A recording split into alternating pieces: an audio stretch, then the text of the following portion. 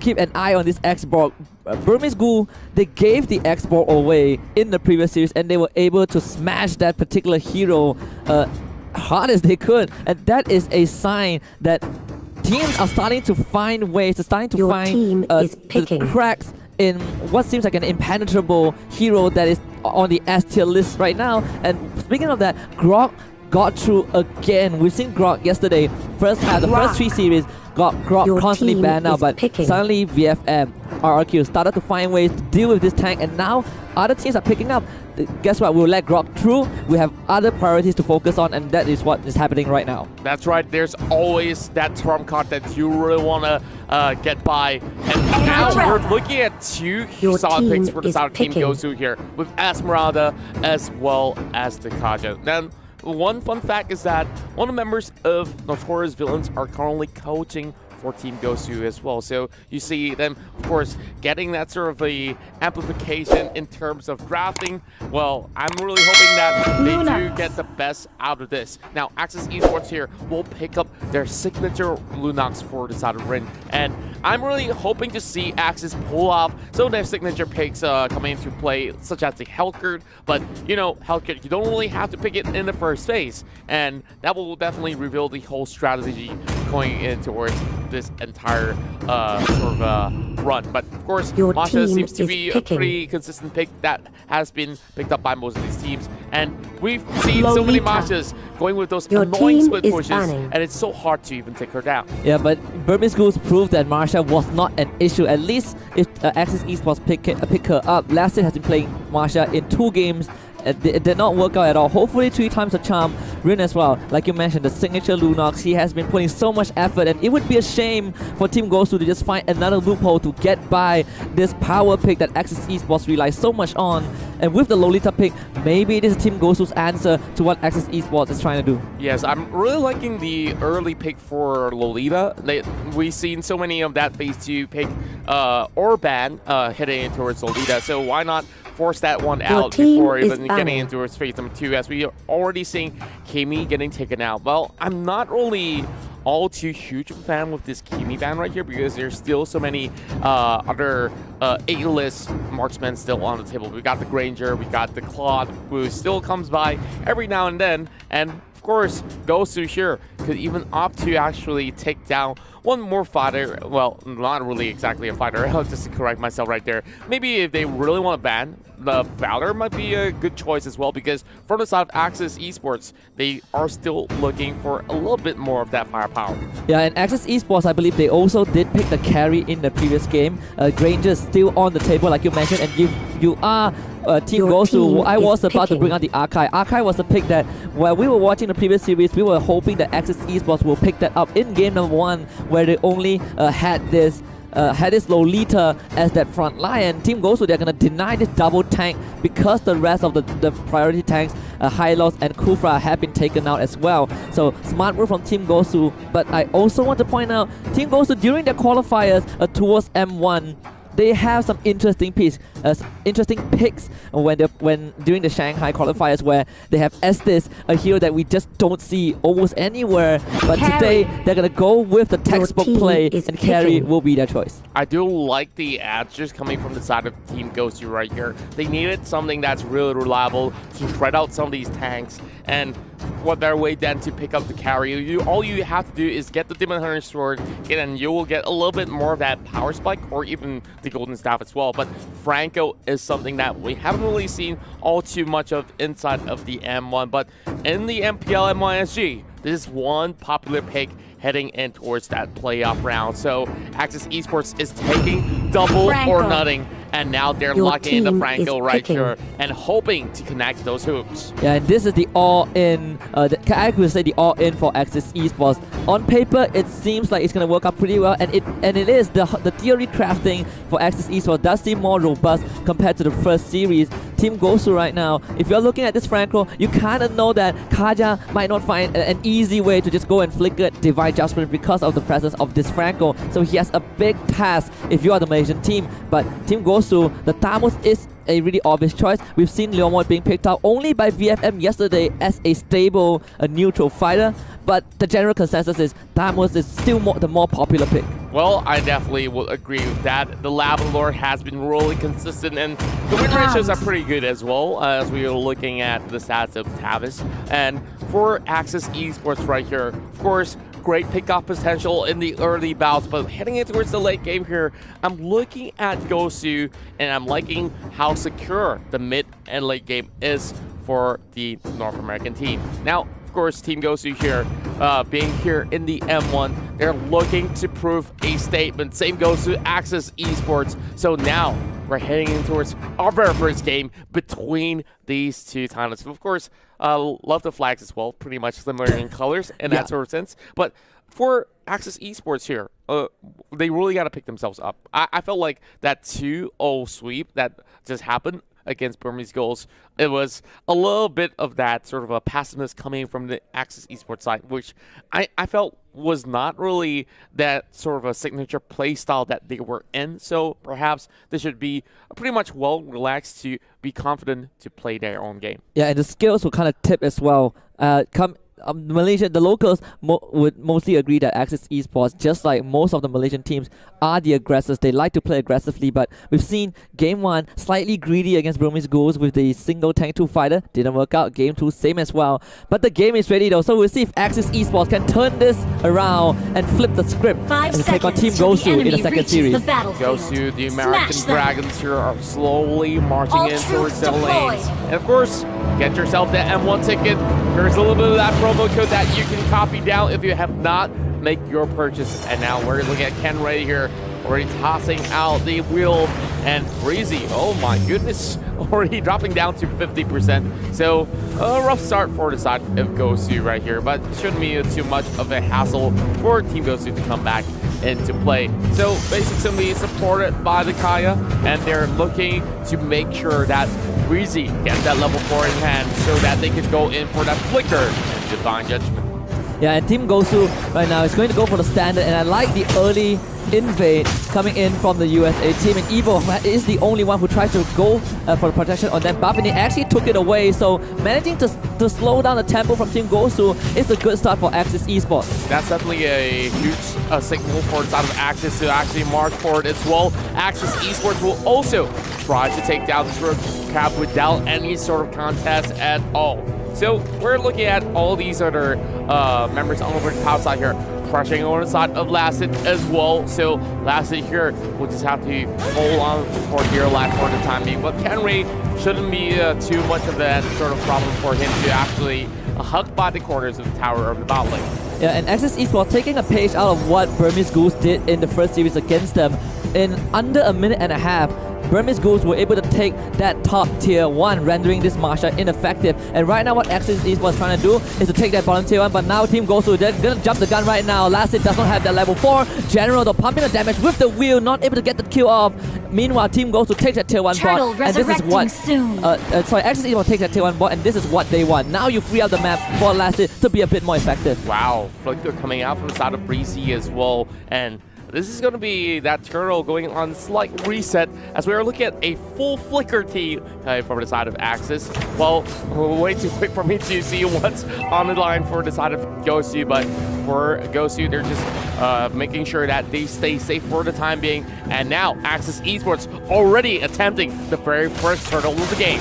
Yeah, definitely a more composed recovery. They were not letting game 1, series 1, get to them. So Team gosu, they're gonna lose that turtle. The fact that they were not able to steal the buff early on, they lost the turtle, they lost the tier 1 bot. Axis Esports, with that slight economy advantage, can look to push this, and you can see 4 members from the Malaysian team, they are already congregating on the top side of the map. They want to take the top tier 1 just so this Marsha can actually function, and not to go in with the ultimate onto Paulo. Great wild shot. Paulo is blocked by the wall, so they will get the first blood, and that will go over to Axis Esports. What a great setup coming in from that Grok. Look at that wall charge ramming onto 2, and that wall to negate the escape.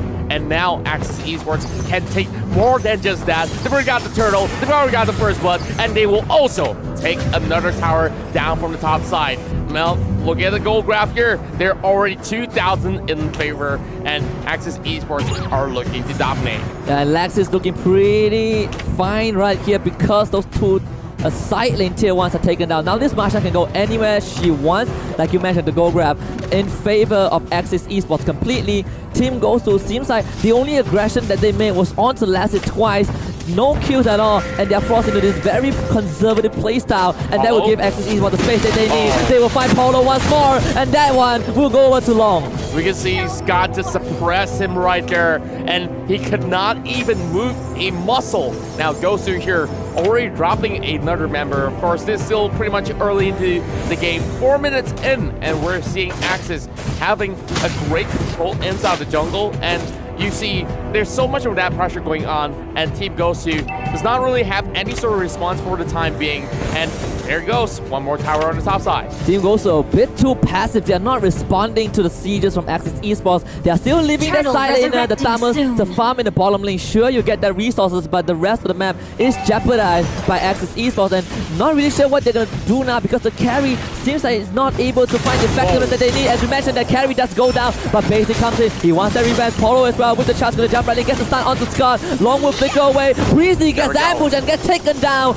by Vin, and this is what you want to see from Axis Esports. The recovery, Polo with a limited blast, but cancels by Scott. He hooks him away, and then will give Ranger the killing spree. Basic now will try to salvage everything to dump in with the Stardust 4, and we'll find that the shutdown onto the Granger, but Basic had to get away, and Axis Esports will not let that happen. The killing spree going over to Rin. Whoa, such a beautiful fight coming from Axis Esports, and look at Scott though. That beautiful hook cancel out the Numenon Blast, and Axis here looking for another turtle, but let's have a look at the replay brought to you by MLBB Mobile. Look at Basic, he went in for a chase, and of course Lung was forced to flicker away, and this is where things get even more interesting. They know that Polo is channeling ult, and Scott, in that sort of a moment, clutches it off and cancel in time to save members of Axis Esports, and it was only down to Basic, but Rin still made sure that he gets a kill with that flicker coming out.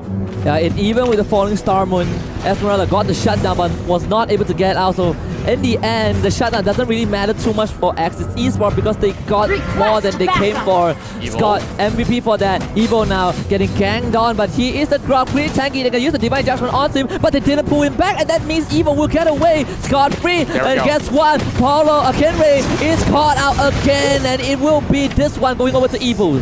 Well, Evil X, of course, already took a lot of that damage, but it was Kenray who fall in that sort of a slight skirmish. But looking at gosu members, they're slowly getting themselves back on track, though a little bit late though. 6,000 gold still in favor of Axis, and that's going to be the buff being pulled over, and Paulo right now is getting that all-channel performance out of Scott, but no follow-up whatsoever from Axis. And Rin is coming online on his signature Lunox 3-0-2 long as well. 3-1-2, the two calls from Axis Esports are on a roll, and Team gosu feels like they are really desperately trying to make something happen. The only kill that they got was Basic onto their shutdown on the Granger, but now another 5 Paulo immediately caught out. Not even have a chance to use that Numenon Blast, and Team gosu won't have a chance to defend this tower at all. I feel like Paulo has been caught out a little bit way too much in this sort of early game fights, and now we're already in 7 minutes of the game, and that possibly shouldn't be the case at all for the side of Team gosu, but of course they have to let this mid tower fall in that sort of sense, and Axis Esports here can just run free anywhere as they please. And speaking of that, Kenray getting caught out as well. Yeah, no way out for Kenray. Another kill going over to the core of Axis Esports. Long now, 5-1-2. This Granger is absolutely massive. Blade of Dispatch available. They're gonna get the suppress on the Basic, but Team gosu now, they have the backup. But keep your eyes on Rin. This Lunox is pretty scary. He's still left alone. Basic is in, but the brilliance from Lunox will keep her invulnerable for now. One kill goes over to Paulo, but it seems like Lassie will find Paulo in return. General now isolated from the rest of his team, and it seems like Axis Esports will find a win. 1, 2, 3 are down. Granger on the killing spree, and Axis Esports under 8 minutes will crack the base of Team gosu. That was technically a team wipe before Kenray even came back up online. Now, heading back into his ad play, Basic was trying to focus everything upon all these members of Axis, but Flicker coming out from the side of Scott to bait Paulo on towards the other corner instead. And of course, gosu, all they could possibly do was run away, and they should not even commit towards that fight inside of the jungle, and they have to pay the price with that broken base. The Malaysian Tigers have seemed to awaken after Series 1, Team gosu Polo, we talked about how he got caught up multiple times, and in all these scenarios, this Loliga just feels like ineffective all along. And with that being said, Axis Esports, first inhibitor in the middle lane down. Not even 10 minutes in, the Lord will be spawning out pretty soon, and Axis Esports will be eyeing on that objective. Well, first, we're having the Malaysian Tigers here looking for their very first win. Well, of course, it's so convenient that Team gosu also has the dragon logo with them, so crossing Tigers with the dragon. Well, of course, jokes aside, now back into the game. With gosu here with need to stall for a great run, and General here not really having the best of weaponry to actually hit in towards the next battle, because the tanks from inside of Axis Esports has already emerged with so many of that sort of assists as well as goal, and they've already got all that they need to actually soak all those damage. But Scott here just waiting for any passerbys, and perhaps one good hook will initiate the fight, and instead he hooks the minion. Almost found, and that will allow Lassie to have free reign of this Lord Marsha. One of those heroes that we know can solo this objective. Look at it go, the Lord does not stand a chance, and Lassie will be the new Lord, at least for now. Team gosu, they have to deal with this onslaught of Axis Esports. The threat of Scott is always there, and it seems like Polo will be the victim for the 6th time in a row. Wow, 6. And no assist at all for the side of Polo. He did get a kill somewhere in between the game, of course, but Team gosu here, they seem to be having a little bit of that early jitters. Of course, this is, after all, the very first game in the entirety of the tournament, but hoping that gosu here could make a little bit of that comeback here, as we see Rin here has not even dropped a single time. Same goes to Lasset as well as Evil X and Lung on that Granger pick. He has already played a lot of that Granger back in MPL MYSG, and he's known as one of the best out there for the entirety of the season. This power from Axis Esports was missing in the series against Burmese Goose, but against Team gosu, they are unleashing the full power. The Guardian Barrier just come out onto Paulo, and Paulo now, with his Dying Breath, will have to hold this door as Team gosu desperately need to defend against this potential final siege, and Axis Esports, they're just gonna go for the Crystal, and they'll bag their first win. With the Lord marching right in, this will be the first victory round for Axis Esports. What a way to actually start off the entirety of this best of 3. But Team gosu doesn't seem like they have any sort of replies at all in this first game of the series. Now, Axis Esports, like we talk about them, desperately needing points. And this is at least 1 point being secured by Axis, and another game will bring them the entirety of the match 2-0, which will give them a vital 3-point lead. Yeah, and you can look at the faces of the members of Team gosu. They are stunned by what Axis Esports deliver, contrary to the first series that they were watching as the audience. This is an Axis Esports that they did not expect to face. And we talk about Team gosu having those picks that they have not brought out yet from the qualifiers. Maybe the next game they want to attempt that. Yep, exactly, and Evil X will be the MVP for this matchup, not even falling a single time, and he was in charge of setting up all those great wall charge over the wall, and of course, that path being blocked there, it will give Rin as well as Lung so much of that room to actually march for it and take down all their enemies. And of course, we've seen gosu here only getting 2 kills thus far, so they definitely could have put up a better stand. And as we head in towards the recap of what just went on, this is the first blood heading in towards the top lane, and this is where Scott pickoffs after pickoffs after pickoffs. I feel like this guy